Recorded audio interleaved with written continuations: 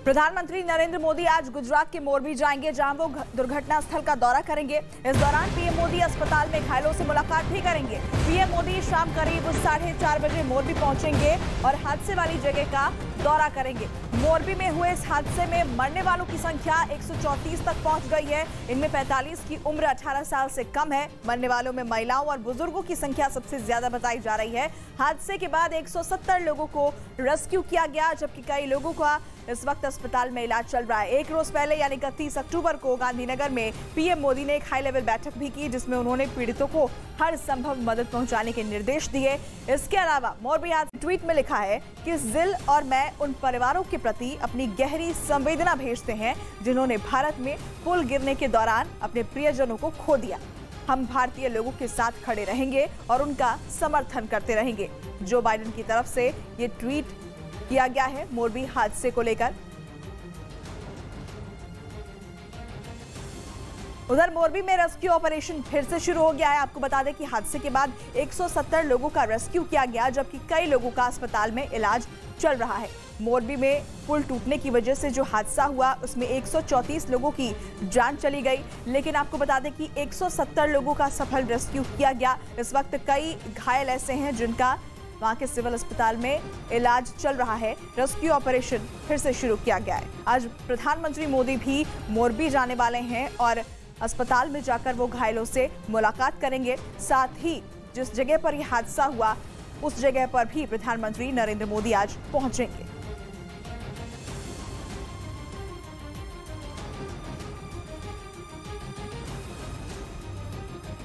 Breaking news आ रही है। रूस और यूक्रेन की जंग ने एक बार फिर बेहद खतरनाक मोड़ ले लिया है। रूस ने दावा किया है कि यूक्रेन ने क्राइमिया में उस पर एक बार फिर बहुत बड़ा हमला किया है। इस महीने की शुरुआत से ही क्राइमिया यूक्रेन की जंग का हॉटस्पॉट बना हुआ है। वहां पुतिन का बनवाया हुआ कर्च ब्रिज उड़ाने के बाद से ही रूस बुरी तरह तिलमिलाया हुआ था कि उसके अंदर सुलग रही बदले की आग में यूक्रेन ने घी डालने का काम कर दिया। रूस का कहना है कि यूक्रेन ने क्राइमिया के पास काला सागर में तैनात उसके जंगी जहाजों पर हमला किया है। यानी ऐसा लग रहा है कि ज़ेलेंस्की कीव पर गिरने वाले एक एक बम का हिसाब पुतिन से क्राइमिया से हिसाब बराबर कर रहे हैं। और क्राइमिया जमीन का वो टुकड़ा है जिस पर पुतिन को रत्ती भर की सौदेबाजी मंजूर नहीं। जंग छिड़ने से पहले ही पुतिन ने बिल्कुल साफ साफ कह दिया था कि क्राइमिया सिर्फ और सिर्फ रूस का ही है। और रूस का दावा है कि यूक्रेन ने उसी क्राइमिया में उसके जंगी जहाजों को निशाना बनाया। हालांकि यूक्रेन ने रूस के दावे को झूठा बताया। लेकिन समंदर में अंडर वाटर ड्रोन से हमले का एक वीडियो सोशल मीडिया पर वायरल हो गया। कहा जा रहा है ये यूक्रेन का ही ड्रोन है, जिस पर लगे कैमरे में अटैक रिकॉर्ड हो गया। वीडियो में अंडर वाटर ड्रोन पानी में तेजी से आगे बढ़ता दिखा। कुछ दूरी पर उसका शिकार खड़ा था। रूस का जंगी जहाज एडमिरल माकारव काला सागर में तैनात रूस का वो जहाज है जिसने अप्रैल में रूस की ब्लैक सी फ्लीट के सबसे अहम मॉस्कवा जहाज की जल समाधि के बाद उसकी जगह ली थी। मॉस्कवा जहाज का क्या हश्र हुआ था ये 6 महीने पहले पूरी दुनिया ने देखा था।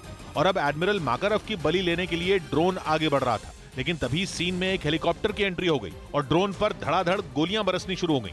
मतलब बिल्कुल किसी एक्शन फिल्म का सीन। बिजली की रफ्तार से चली गोलियां जैसे ही पानी पर पड़ी, पानी उछाल मारने लगा, मगर ड्रोन गोलियों से बचते बचाते हुए आगे बढ़ता रहा और उसके जहाज को छूते ही वीडियो रुक गया। उसके बाद क्या हुआ वो दुनिया को देखने को नहीं मिल सका, लेकिन खुद रूस ने माना कि उसके जहाज को जबरदस्त चोट पहुंची। और तो और क्राइमिया में रूस के किसी एक आध जहाज पर ही वार नहीं हुआ, बल्कि बताया गया कि रूस के 3 जहाजों को निशाना बनाया गया। सेवेस्तोपुल में एक धमाका तो ऐसा देखने को मिला कि उसकी जबरदस्त रोशनी ने आंखें ही चौंधिया दी। सेवेस्तोपुल क्राइमिया का सबसे बड़ा शहर है और रूस ने 2014 में यूक्रेन से क्राइमिया को हथिया लिया था। सेवेस्तोपुल रूस के लिए क्राइमिया को अपने कब्जे में रखने की चाबी है, क्योंकि वहीं रूस की नौसेना की ब्लैक सी फ्लीट यानी काला सागर में ऑपरेशन करने वाले उसके जंगी जहाजों के बेड़े का हेडक्वार्टर्स है। ऐसे में खुद पर होते इतने बड़े वार पर रूस हाथ पर हाथ धरकर तो बैठा रहता नहीं, इसलिए उसने भी जवाबी हमला किया, जिसके सामने आए वीडियो में हवा में मंडराते रूस के एक अटैक हेलीकॉप्टर ने पानी में छिपे यूक्रेन के ड्रोन को मार गिराया। शांत पानी में अचानक ड्रोन फटा और समंदर में शोले भड़क गए। यानी रूस का कहना है कि उसने यूक्रेन को मुंह तोड़ जवाब दिया, लेकिन इसके साथ ही उसका यह भी मानना है कि ज़ेलेंस्की के लिए क्राइमिया में रूस का मुकाबला करना मुमकिन नहीं। पुतिन को इसके पीछे अपने 2 कट्टर दुश्मनों का हाथ दिख रहा है और वो 2 दुश्मन अमेरिका और ब्रिटेन है, जिन पर रूस ने क्राइमिया पर इन ताजा हमलों को करने के लिए यूक्रेन का साथ देने का दावा किया। रूस ने कहा कि ब्रिटेन के विशेषज्ञों ने यूक्रेन की पूरी मदद की यहाँ तक कि उसे ड्रोन स्ट्राइक की ट्रेनिंग तक दी। रूस के दावों के पहाड़ यहीं खत्म नहीं हुए, बल्कि उसने अपने जंगी जहाजों पर हुए हमलों के लिए अमेरिका तक को कसूरवार ठहराया। रूस ने दावा किया कि क्राइमिया पर हमले को मॉनिटर करने के लिए अमेरिका का ग्लोबल हॉक एयरक्राफ्ट इटली से काला सागर की तरफ उड़ा था, जिसकी वजह से यूक्रेन ने रूस के माकारोव जंगी जहाज को नुकसान पहुंचा दिया। साफ है, मॉस्को जहाज के डूबने के बाद माकारोव की बलि पुतिन को बिल्कुल गवारा नहीं, इसलिए इस हमले ने उन्हें आग बबूला कर दिया। उस हमले का बदला लेने के लिए अब रूस ने पूरी दुनिया को भूख से तड़पा कर मारने की कसम खा दी है। क्योंकि क्राइमिया में हुए हमलों का बदला लेने के लिए रूस ने यूक्रेन के साथ हुई अनाज डील से निकलने का ऐलान कर दिया। रूस ने आरोप लगाया कि क्राइमिया में उसके जिन जहाजों को निशाना बनाया गया वो काला सागर में अनाज के एक्सपोर्ट के काम में ही लगे थे। यूक्रेन दुनिया में अनाज का चौथा बड़ा एक्सपोर्टर है, लेकिन उस पर हमला करने के बाद रूस के जंगी जहाजों ने काला सागर को घेर लिया था। रूस यूक्रेन के बंदरगाहों से उसका अनाज एक्सपोर्ट ही नहीं होने दे रहा था। इस वजह से पूरी दुनिया में अनाज का भयानक संकट पैदा हो गया था। जुलाई में यूएन और तुर्की के काफी मनाने के बाद रूस और यूक्रेन में डील हुई और काला सागर के बंदरगाहों से यूक्रेन के अनाज का एक्सपोर्ट फिर शुरू हो गया। लेकिन रूस के वो डील सस्पेंड करने के बाद एक बार फिर दुनिया में हाहाकार मचना तय है। ब्रिटेन में तो लोगों को चेतावनी दे दी गई है कि खाने की चीजों के दामों में अब और आग लगेगी। प्रधानमंत्री ने गुजरात के मोरबी पुल हादसे पर एक हाई लेवल मीटिंग की। एक दिन पहले मोरबी में पुल टूटने की वजह से 134 लोगों की जान चली गई थी और सैकड़ों लोग घायल हो गए थे। प्रधानमंत्री ने इसी मामले पर हाई लेवल मीटिंग की, जिसमें उन्होंने राहत और बचाव के काम से जुड़ा ब्यौरा मांगा। प्रधानमंत्री ने मीटिंग गांधीनगर में की, जिसमें गुजरात के मुख्यमंत्री भूपेंद्र पटेल, राज्य के गृह मंत्री हर्ष संघवी, चीफ सेक्रेटरी और डीजीपी समेत तमाम बड़े अधिकारी मौजूद रहे, जिन्होंने राहत और बचाव के काम से जुड़ी हर अपडेट प्रधानमंत्री को दी। इधर सुप्रीम कोर्ट ने टू फिंगर टेस्ट पर रोक लगा दी। रेप के मामलों में जांच के लिए इस्तेमाल होने वाले इस टेस्ट पर जस्टिस डीवाई चंद्रचूड़ और जस्टिस हिमा कोहली की बेंच ने फैसला सुनाया और इसे अवैज्ञानिक बताते हुए साफ कहा कि अगर किसी ने टू फिंगर टेस्ट किया तो कोर्ट उसे दोषी मानेगी। सुप्रीम कोर्ट ने केंद्र और राज्य सरकारों को मेडिकल कॉलेजों की पढ़ाई से इसे हटाने का आदेश दिया। उधर दिल्ली में प्रदूषण को कम करने के लिए दमकल विभाग को भी मोर्चे पर उतार दिया गया। ठंड आते ही दिल्ली की हवा जहरीली हो गई और प्रदूषण बढ़ता जा रहा है, जिसको कम करने के लिए फायर ब्रिगेड की टीमें अलग अलग इलाकों में पेड़ों पर पानी का छिड़काव करती नजर आई। और ये गाड़ियां सुबह और शाम को जो है वो पानी जो है वहां पे छिड़काव करती है। बढ़ते प्रदूषण की वजह से दिल्ली में निर्माण से जुड़े सभी काम भी रोके जा चुके हैं। इस बीच T20 वर्ल्ड कप में ऑस्ट्रेलिया ने आयरलैंड को हरा दिया। ऑस्ट्रेलिया ने 20 ओवर में 5 विकेट खोकर 179 रन बनाए, जिसके जवाब में आयरलैंड की टीम 18 ओवर और 1 गेंद में 137 रन पर ही ढेर हो गई। इस तरह ऑस्ट्रेलिया ने आयरलैंड को 42 रन से हरा दिया। इस जीत के साथ ही ऑस्ट्रेलिया की टीम पॉइंट्स टेबल में दूसरे नंबर पर पहुंच गई। इधर बीजेपी के लगाए गए भ्रष्टाचार के आरोपों के बाद मुंबई के नगर निगम BMC के पिछले 2 साल के कामकाज की CAG जांच होगी। महाराष्ट्र सरकार ने इससे जुड़ा आदेश जारी कर दिया, जिसके मुताबिक कोरोना के दौरान कोविड सेंटर, उसके लिए खरीदी गई चीजें और दवाओं की खरीदारी की जांच होगी। बीते 2 साल में महाराष्ट्र में उद्धव ठाकरे की सरकार थी और BMC में शिवसेना की सत्ता थी। राजस्थान और गुजरात के दौरे के तीसरे और आखिरी दिन पीएम मोदी आज सुबह 11 बजे राजस्थान के मानगढ़ धाम जाएंगे। पीएम मोदी का यह दौरा बेहद अहम है, क्योंकि मानगढ़ धाम को राष्ट्रीय स्मारक भी घोषित किया जा सकता है और मानगढ़ धाम के विकास को लेकर भी बड़ी घोषणाएं की जा सकती है। मानगढ़ धाम में पीएम इसके बाद दोपहर मोदी आपको बता दें कि इसके बाद प्रधानमंत्री मोदी दोपहर 2:30 बजे गुजरात के जम्बूगोड़ा जाएंगे, जहां वो कई विकास परियोजनाओं की आधारशिला रखेंगे और कई विकास परियोजनाओं को राष्ट्र को समर्पित करेंगे।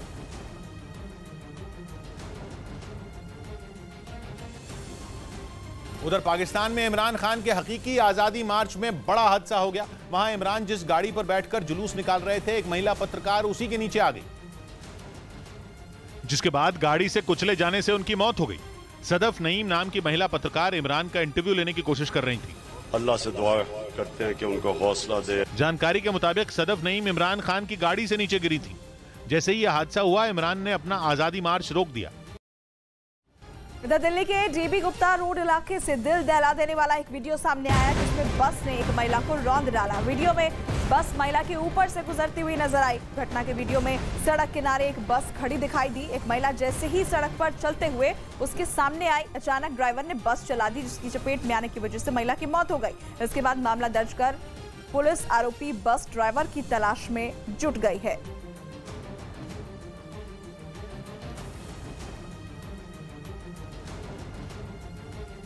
राष्ट्रपति द्रौपदी मुर्मू आज उत्तर प्रदेश के ग्रेटर नोएडा में इंडिया वाटर वीक का उद्घाटन करेंगी। इंडिया एक्सरे सेंटर अनमार्ट में चलने वाले इस कार्यक्रम में यूपी की राज्यपाल आनंदीबेन पटेल और सीएम योगी आदित्यनाथ भी शामिल होंगे। आपको बता दें कि इस कार्यक्रम में 2000 से ज्यादा विदेशी प्रतिनिधियों के साथ ही बड़ी संख्या में विशेषज्ञ भी हिस्सा लेंगे। राष्ट्रपति के दौरे को देखते हुए ग्रेटर नोएडा में सुरक्षा के पुख्ता इंतजाम किए गए हैं। पुलिस के साथ ही पैरामिलिट्री के जवानों की तैनाती की गई है। इसके अलावा सीएम योगी आदित्यनाथ आज ही औद्योगिक विकास प्राधिकरणों की लगभग 1600 करोड़ रुपए की लागत से तैयार परियोजना का लोकार्पण करेंगे। साथ ही जनसभा को भी संबोधित करेंगे। इस बीच ऑस्ट्रेलिया के पर्थ में विराट कोहली के होटल रूम का वीडियो सोशल मीडिया पर वायरल हो गया, जिसके बाद प्रिवेसी में दखल देने पर विराट कोहली भड़क गए और उन्होंने एक वीडियो शेयर कर इस घटना पर नाराजगी जताई। ये घटना ऑस्ट्रेलिया के पर्थ के क्राउन होटल में हुई, जहां भारतीय क्रिकेट टीम रुकी थी। हालांकि विराट कोहली ने इस मामले की शिकायत बीसीसीआई से कर दी। जानकारी के मुताबिक होटल के किसी कर्मचारी ने ही उनके रूम का वीडियो बनाया था। इधर सरदार पटेल की जयंती पर प्रधानमंत्री नरेंद्र मोदी गुजरात में स्टैच्यू ऑफ यूनिटी पहुंचे, जहां उन्होंने उनको नमन किया और साथ ही केवड़िया परेड ग्राउंड में लोगों को एकता की शपथ दिलाई। सत्य निष्ठा से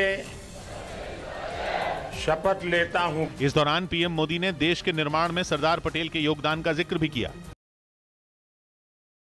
उधर उत्तर प्रदेश के चंदौली में छठ पूजा के दौरान पुलिया टूटने से 10 से ज्यादा लोग नहर में गिर गए। हालांकि उनकी जान बाल बाल बच गई। पत्थर गिरते ही वहां अफरा तफरी मच गई, लेकिन लोगों ने हिम्मत नहीं हारी और फंसे हुए लोगों को बचा लिया। इससे कोई चोटिल या घायल नहीं हुआ। बताया गया कि जर्जर पुलिया का एक हिस्सा ज्यादा भार की वजह से टूटकर नहर में गिर गया। केंद्रीय गृह मंत्री अमित शाह मिशन हिमाचल पर हैं और आज वो हिमाचल प्रदेश के चंबा, मंडी और शिमला में जनसभाओं को संबोधित करेंगे। अमित शाह सबसे पहले चंबा जिले के श्रीउंता मैदान में आयोजित जनसभा को संबोधित करेंगे, जिसके बाद वो मंडी के बरल मैदान में लोगों को संबोधित करने पहुंचेंगे और अंत में गृह मंत्री राजधानी शिमला पहुंचेंगे, जहां पर आयोजित एक जनसभा में वो शामिल होंगे और लोगों को यहां पर भी वो संबोधित करेंगे। उधर ब्रिटेन की सेना के एक पूर्व अधिकारी ने दावा किया कि रूस लंबी दूरी की मिसाइल से ब्रिटेन पर हमला कर सकता है। रूस के बढ़ते खतरे को देखते हुए वहां की हवाई सुरक्षा बढ़ाने की नसीहत दी गई, क्योंकि इस बात का डर बढ़ता जा रहा है कि रूस मिसाइल से ब्रिटेन को निशाना बना सकता है और उसकी मिसाइलें कभी भी लंदन को बर्बाद कर सकती हैं। ब्रिटेन की सेना के पूर्व अधिकारी ने दावा किया कि अगर सुरक्षा पुख्ता नहीं की गई तो उनके देश का हाल भी यूक्रेन जैसा ही हो जाएगा, क्योंकि रूस के हमले के बाद यूक्रेन के सुरक्षा के दावों की पोल खुल गई थी। रूस ने 24 फरवरी को एक साथ कई दिशाओं से हमला बोला था, जिसके बाद यूक्रेन संभल भी नहीं पाया था। आशंका जताई गई कि ठीक इसी तरह रूस ब्रिटेन को भी अचानक निशाना बना सकता है। इसी वजह से उसकी सेना के पूर्व अधिकारी ब्रिटेन की सुरक्षा सख्त करने की नसीहत दे रहे हैं, क्योंकि यूक्रेन की मदद करने पर रूस और ब्रिटेन के बीच तनाव चरम पर है, जिसके बाद रूस कई बार ब्रिटेन को अपनी सरमात मिसाइल का डर दिखा चुका है और ये धमकी दे चुका है कि उसकी सरमात मिसाइल ब्रिटेन का नामो निशान मिटा देगी।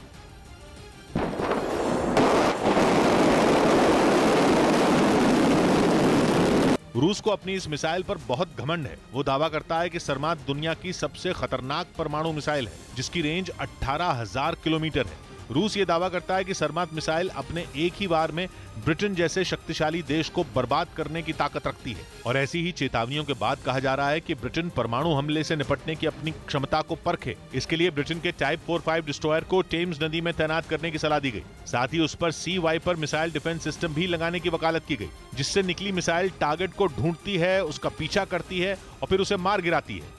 और दावा किया गया कि ऐसे ही हथियार रूस के हमले से ब्रिटेन को बचा सकते हैं। हालांकि रूस के मिसाइल हमले के खतरे से निपटने के लिए ब्रिटेन भी जोरदार तैयारी कर रहा है और उसकी तैयारियों की तस्वीरें भी कुछ रोज पहले सामने आई थी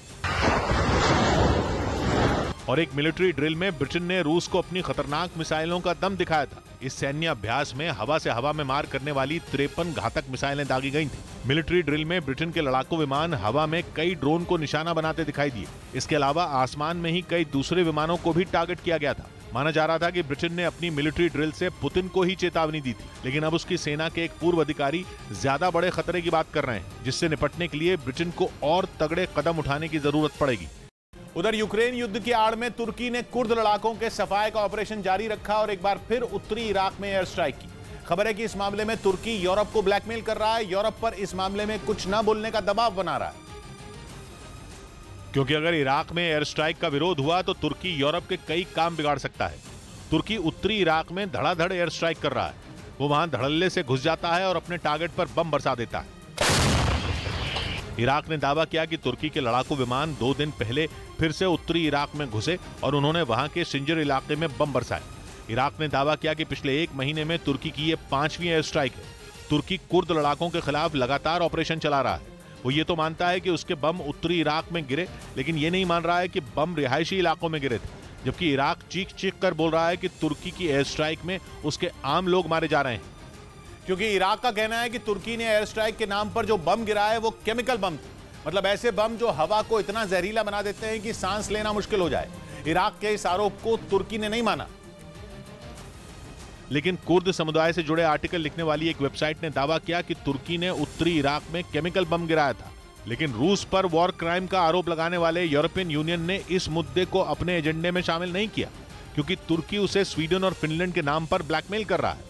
स्वीडन और फिनलैंड नेटो में शामिल होने के लिए बेताब है, लेकिन तुर्की उनके रास्ते की रुकावट बन रहा है, जिसकी सबसे बड़ी वजह ही है कुर्द लड़ाके, जिन्हें तुर्की आतंकवादी कहता है और आरोप लगाता है कि स्वीडन और फिनलैंड में उन्हें पनाह मिली है। और ये दोनों देश लगातार कुर्द लड़ाकों को हथियार दे रहे हैं और तुर्की के खिलाफ उनकी मदद कर रहे हैं। तुर्की ने स्वीडन और फिनलैंड के सामने शर्त भी रखी थी कि अगर उन्हें नेटो में शामिल होना है तो कुर्द लड़ाकों का साथ छोड़ना होगा।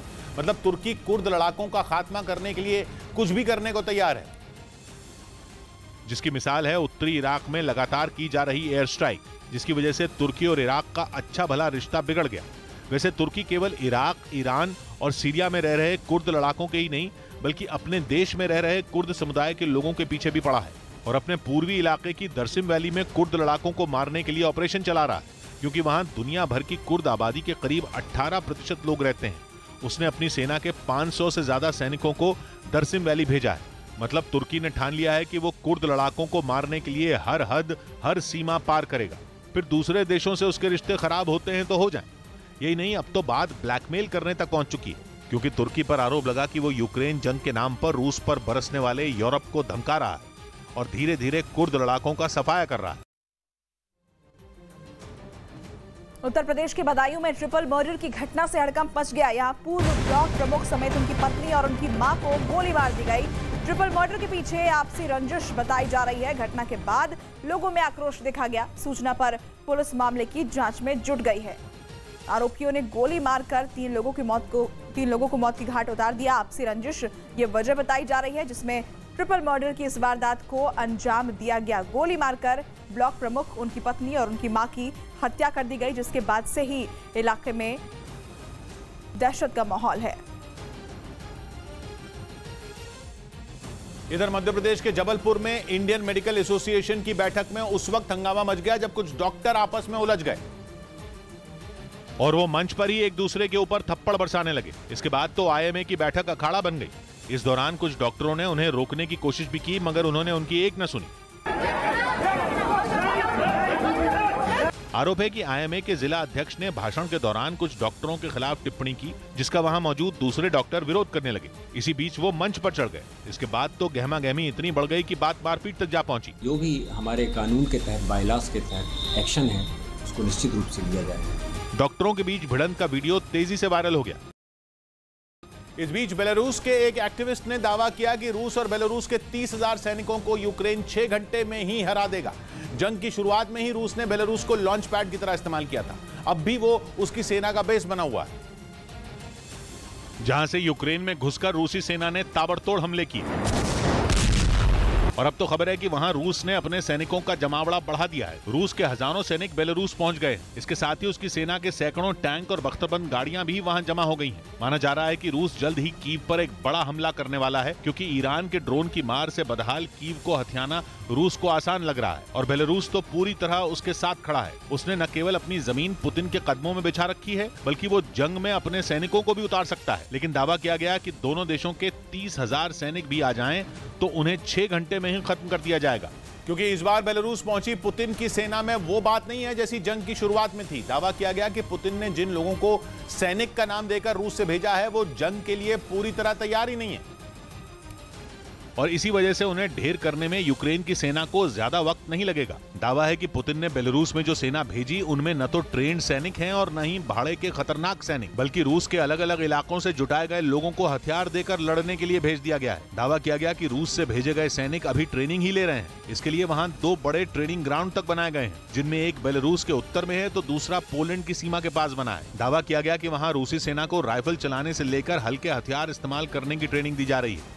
लेकिन दिखाया ऐसे जा रहा है जैसे रूस की एक बड़ी फौज बेलारूस के रास्ते हमले की तैयारी में जुटी है। इसके साथ ही यह भी दावा किया गया कि बेलारूस भी अपनी सेना को रूसी सैनिकों के साथ मिलकर लड़ने भेज सकता है और दोनों मिलकर जेलेंस्की की सेना को धराशायी कर देंगे। रूस और बेलारूस मिलकर ऐसा हमला बोलेंगे कि कीव यूक्रेन के हाथ से निकल जाएगा। लेकिन दावा किया गया कि दोनों मिल भी जाएं तो भी जंग के 8 महीने बाद ऐसा संभव नहीं है। और ऐसा इसलिए क्योंकि बेलारूस की सेना ने भले ही ट्रेनिंग ले ली हो, लेकिन उसे असली जंग का अभी अनुभव नहीं है। जबकि रूस के साथ अब पहले वाले सैनिकों का दम नहीं रह गया है। जंग की शुरुआत में ही करीब 20,000 से ज्यादा सैनिकों ने कीव की घेरेबंदी कर दी थी। तब कई दिनों के भीषण हमलों के बाद भी उन्हें खाली हाथ लौटना पड़ा था। और अब तो दावा है कि रूस के नए सैनिक पूरी तरह ट्रेंड भी नहीं है। ऐसे में कीव जीतना तो दूर, वो जंग में अपनी जान बचा लें, यही बड़ी बात होगी। और लगता है कि बेलारूस भी इस बात को अच्छी तरह समझता है, तभी तो वो ड्रोन से हमला करने की ताकत बढ़ाने की तैयारी कर रहा है, जिसके जरिए वो यूक्रेन पर आसमान से हमला बोल सके और उसके सैनिकों को जमीनी हमले से बचाया जा सके। बेलारूस ने दावा किया कि जल्द ही वो ऐसे ड्रोन अपनी सेना को देगा जो जासूसी के साथ साथ हमला भी कर सकें। उसके मुताबिक आज के समय में अगर खुद को बचाना है तो जंग में ड्रोन ही सबसे बड़ा सहारा है। इसके साथ ही बेलारूस ने दावा किया कि उसकी सेना को आधुनिक टैंक, बख्तरबंद गाड़ियों और खतरनाक हथियारों की भी जरूरत है, जबकि लंबी दूरी तक मार करने वाली मिसाइलें भी उसे चाहिए। माना जा रहा है कि पुतिन के दबाव में देर सवेर बेलारूस की सेना को भी जंग में उतरना ही पड़ेगा और इसीलिए वो अपने आप को मजबूत करने की तैयारी में जुटी है। महाराष्ट्र से ये बड़ी खबर आपको बता दें। दरअसल महाराष्ट्र के पंढरपुर में एक तेज रफ्तार कार ने श्रद्धालुओं को टक्कर मार दी। इस दर्दनाक हादसे में 7 श्रद्धालुओं की मौके पर ही मौत हो गई, जबकि 6 गंभीर रूप से घायल हो गए। टक्कर इतनी जोरदार थी कि कार के अगले हिस्से के भी परखच्चे उड़ गए। बताया गया कि ये सभी श्रद्धालु दर्शन के लिए पंढरपुर की ओर जा रहे थे। पुलिस ने आरोपी ड्राइवर को गिरफ्तार कर लिया है। 7 श्रद्धालुओं की इस हादसे में मौत हो गई, 6 घायल बताए जा रहे हैं। रूसी नौसेना के बीच ये बातचीत तब हुई थी जब वो पिछले साल के अंत में बाल्टिक सागर में मिलिट्री ड्रिल कर रही थी। जर्मनी के मीडिया ने दावा किया कि उसी वक्त इस बातचीत को पश्चिमी देशों की खुफिया एजेंसी ने इंटरसेप्ट किया था, जिसके कुछ समय बाद ही रूस ने यूक्रेन पर हमला बोल दिया था। हालांकि दावा है कि उससे पहले पुतिन नेटो देश जर्मनी को आग में झोंकने वाले थे, लेकिन सिर्फ जर्मनी ही उनके निशाने पर नहीं था, बल्कि उस पर हमले के जरिए वो बाइडेन को सबसे बड़ा झटका देने वाले थे। खबर के मुताबिक जिन 3 निशानों पर पुतिन के एटम बम की नजर थी, उनमें 2 अमेरिका के बड़े सैन्य अड्डे थे। यानी जर्मनी तो पुतिन के लिए बस एक बहाना था, असली वार तो अमेरिका पर होना था। दावा किया गया कि रूस जर्मनी की राजधानी बर्लिन में उसके एक एयरफोर्स बेस पर परमाणु हमला करने वाला था। इसके साथ ही वो जर्मनी के रामस्टाइन में अमेरिकी एयरबेस को भी निशाना बनाने वाला था, जबकि बुशेल में वो उस ठिकाने पर एटम बम दागने की तैयारी में था जहां अमेरिका ने अपने परमाणु हथियार जमा करके रखे हैं। और अगर ऐसा हो जाता तो अमेरिका को बड़ी चोट पहुंचती। हालांकि रूस ने जर्मनी पर हमला क्यों नहीं किया ये साफ नहीं हुआ, लेकिन इस खबर ने पूरी दुनिया को चौंका जरूर दिया, क्योंकि जर्मनी पर परमाणु बम से हमला करके रूस नेटो देशों के साथ साथ अमेरिका से भी सीधी दुश्मनी मोल ले लेता। यानी दुनिया का एक बड़ा हिस्सा पुतिन के खिलाफ खड़ा हो जाता। पुतिन की जंग सीधे नेटो और अमेरिका से छिड़ जाती और इतनी बड़ी ताकत से लड़ना पुतिन की शक्तिशाली सेना के लिए भी आसान नहीं होता। तो आखिर पुतिन किस वजह से ऐसा कोई प्लान करते जिसमें उन्हें ही शिकस्त मिल सकती थी? जानकारों के मुताबिक जर्मनी पर परमाणु बम दागने की बात करना भी रूसी सेना की एक सोची समझी रणनीति थी। माना जा रहा है कि वो बस कोरी धमकी दे रहे थे, ऐसी बातें कर रहे थे जिनसे दुनिया के देशों में रूस के नाम की दहशत फैल जाए। कहा जा रहा है कि रूसी नौसेना की बातचीत का असल हमले से कोई वास्ता नहीं था। इधर बिहार के अररिया में नेपाल बॉर्डर के पास एसएसबी के जवानों और तस्करों के बीच झड़प हो गई। बताया गया कि जवानों ने गेहूं से भरे ट्रक को नेपाल जाने से रोक दिया, जिससे भड़के तस्करों ने उन पर डंडों से हमला कर दिया। देखते ही देखते हालात इतने ज्यादा बिगड़ गए कि एसएसबी के जवानों को लाठीचार्ज तक करना पड़ा। आरोप है कि तस्करों के हमले में एक जवान बुरी तरह से घायल हो गया, जिसे इलाज के लिए अस्पताल में भर्ती करवाया गया। इस मामले में पुलिस ने एक आरोपी को गिरफ्तार कर लिया है। इस बीच ऑस्ट्रेलिया के पर्थ में विराट कोहली के होटल रूम का वीडियो सोशल मीडिया पर वायरल हो गया, जिसके बाद प्रिवेसी में दखल देने पर विराट कोहली भड़क गए। और उन्होंने एक वीडियो शेयर कर इस घटना पर नाराजगी जताई। ये घटना ऑस्ट्रेलिया के पर्थ के क्राउन होटल में हुई, जहां भारतीय क्रिकेट टीम रुकी थी। हालांकि विराट कोहली ने इस मामले की शिकायत बीसीसीआई से कर दी। जानकारी के मुताबिक होटल के किसी कर्मचारी ने ही उनके रूम का वीडियो बनाया था। उत्तर प्रदेश के संभल में आपसी विवाद में दो गुटों के बीच जमकर मारपीट हुई। इस घटना की तस्वीरें सोशल मीडिया पर वायरल हो गई। वीडियो में सड़क पर कुछ लोग दिखाई दिए। एक जगह कुछ लोगों की भीड़ जमा थी, जबकि कुछ अन्य लोग एक आदमी से मारपीट करते दिखे। मारपीट के दौरान महिलाएं भी मौजूद रहीं। इस घटना की तस्वीरें सड़क से कुछ दूर खड़े एक आदमी ने कैमरे में रिकॉर्ड कर ली। ये तस्वीरें अब सोशल मीडिया पर वायरल हो गयी। दोनों पक्षों के बीच खेत में मेड़ को लेकर विवाद हुआ था, जिस वजह से दोनों गुट आमने सामने आ गए। एक गुट को भारी पड़ता देख दूसरे गुट के अधिकतर लोगों ने किसी तरह भागकर जान बचाई, लेकिन एक बुजुर्ग आदमी भाग नहीं पाया और उसे बदमाशों ने जमकर पीटा। इस घटना में बुजुर्ग को काफी चोट आई। मारपीट की इस घटना के बाद से ही गांव में तनावपूर्ण माहौल है। उधर देहरादून के जंगल से 5 लोगों को एसडीआरएफ की टीम ने रेस्क्यू किया। देहरादून के जंगल में 5 लोग ट्रैकिंग के दौरान रास्ता भटक गए थे, जिसके बाद एसडीआरएफ ने मोर्चा संभाला और सभी को सुरक्षित जंगलों से बाहर निकाल लिया गया। देहरादून से ये तस्वीरें सामने आई है, जहां पर ट्रैकिंग के दौरान कुछ जो यात्री थे वो रास्ता भटक गए थे। 5 लोगों का सफल रेस्क्यू हालांकि एसडीआरएफ की टीम ने कर लिया। सभी लोगों को सुरक्षित निकाल लिया। इस बीच ब्राजील में हुए चुनाव में जायर बोल्सोनारो को हार का सामना करना पड़ा। वहीं लूला दा सिल्वा नए राष्ट्रपति बन गए। वहां रविवार को मतदान हुआ, जिसमें लूला को करीब 51%, जबकि बोल्सोनारो को 49% वोट मिले। 1990 के बाद ऐसा पहली बार है जब ब्राजील में कोई राष्ट्रपति लगातार दोबारा नहीं चुना गया। वहीं बोल्सोनारो को हराने वाले लूला दा सिल्वा तीसरी बार राष्ट्रपति बनेंगे। उधर खबर है कि ईरान से खतरे को देखते हुए यूएई ने भारत और इजरायल के बनाए आधुनिक एयर डिफेंस सिस्टम को तैनात कर दिया, ताकि ईरान में बने घातक ड्रोन और मिसाइलों के हमलों से अपने तेल डिपो और दूसरे अहम ठिकानों को बचाया जा सके। क्योंकि हाल के दिनों में रूस ईरान से मिले शाहिद 136 ड्रोन की मदद से यूक्रेन के शहरों में जमकर कहर बरपा चुका है। ईरान के ड्रोन से यूक्रेन में मची इस तबाही ने यूएई के कान खड़े कर दिए, क्योंकि वो हमेशा से हूथी विद्रोहियों के निशाने पर रहा है और माना जाता है कि हूथी विद्रोहियों को हथियार ईरान से ही मिलते हैं। इसीलिए यूएई ने ईरान के घातक हथियारों से निपटने के लिए इजरायल के साथ बड़ी डील कर ली और उससे खरीदे बराक 8 एयर डिफेंस सिस्टम को उन ठिकानों पर तैनात करना शुरू कर दिया जहां पहले भी हूथी विद्रोही हवाई हमले कर चुके हैं। क्योंकि इस एयर डिफेंस सिस्टम को हवाई हमलों से निपटने वाला ब्रह्मास्त्र माना जाता है, जिसे इजरायल ने भारत के साथ मिलकर तैयार किया है, जो मिसाइल और ड्रोन के साथ ही लड़ाकू विमानों और जंगी हेलीकॉप्टरों को भी हवा में ही मार गिराने में माहिर है।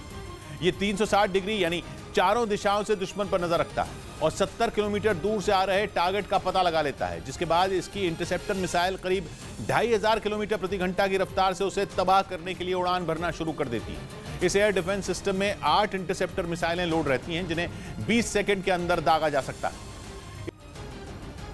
इधर राजस्थान के बीकानेर में नगर निगम के 2 अधिकारी आपस में भिड़ गए। बताया गया कि दोनों के बीच कुर्सी पर बैठने को लेकर विवाद हुआ था, लेकिन देखते ही देखते ये मामला इतना बढ़ गया कि एक अधिकारी ने दूसरे की पिटाई कर दी। सामने आए वीडियो में वो दूसरे अधिकारी पर थप्पड़ों की बरसात करते नजर आए।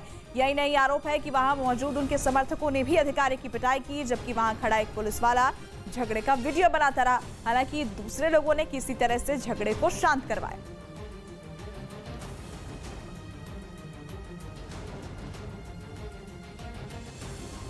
इधर उत्तर प्रदेश के मुजफ्फरनगर से हैरान करने वाली कुछ तस्वीरें सामने आई। वहां मामूली बात पर 2 पक्षों में बवाल हो गया, जिसके बाद जमकर मारपीट हुई और दोनों पक्षों के लोग एक दूसरे पर ताबड़तोड़ लात घूंसों से वार करने लगे। देखते ही देखते सड़क पर दोनों पक्ष के लोग जमा हो गए और मारपीट करने लगे। मारपीट का वीडियो सोशल मीडिया पर वायरल हो गया, जिसमें कुछ लोग एक दूसरे पर लाठी चलाते दिखाई दिए। मारपीट के दौरान दोनों पक्ष के लोग एक दूसरे को बुरी तरह से पीटते नजर आए। जो जिस पर भारी पड़ता उसको पीटने लगता। देखते ही देखते मारपीट इतनी बढ़ गई कि दोनों पक्ष एक दूसरे के खून के प्यासे हो गए। इस मारपीट की वारदात में कुछ लोग घायल हो गए, जिनका अस्पताल में इलाज चल रहा है। दरअसल दोनों पक्ष में मामूली बात पर विवाद हो गया था, जो मारपीट में बदल गया। वहीं वहां मौजूद एक आदमी ने मोबाइल फोन में मारपीट का वीडियो रिकॉर्ड कर लिया, जो सोशल मीडिया पर वायरल हो गया। फिलहाल पुलिस ने केस दर्ज कर लिया। वीडियो के आधार पर पुलिस ने 6 आरोपियों को गिरफ्तार किया है। इधर राष्ट्रीय एकता दिवस पर देश के कई शहरों में रन फॉर यूनिटी का आयोजन किया गया। इस दौरान केंद्रीय मंत्री धर्मेंद्र प्रधान दिल्ली यूनिवर्सिटी में आयोजित एक कार्यक्रम में शामिल हुए और रन फॉर यूनिटी को हरी झंडी दिखाई। इसके साथ ही वो लोगों के साथ दौड़ते हुए भी नजर आए। राष्ट्रीय एकता दिवस हर साल 31 अक्टूबर को मनाया जाता है। वहीं धर्मेंद्र प्रधान की मौजूदगी में शपथ ग्रहण का भी आयोजन किया गया। इधर कानपुर यूनिवर्सिटी के कुलपति विनय पाठक और एक निजी कंपनी के मालिक पर भ्रष्टाचार के मामले में एफआईआर दर्ज की गई। आरोप है कि दोनों ने कई यूनिवर्सिटी में परीक्षा का काम संभालने वाली एक कंपनी से रिश्वत ली, जिसके बाद उस कंपनी ने दोनों के खिलाफ पुलिस में शिकायत दर्ज कराई। बताया गया कि कुलपति विनय पाठक और एक निजी कंपनी के मालिक ने आगरा यूनिवर्सिटी में परीक्षा के काम का ठेका देने के बदले में कमीशन की मांग की थी। केस दर्ज करने के बाद एसटीएफ ने निजी कंपनी के मालिक को गिरफ्तार कर लिया।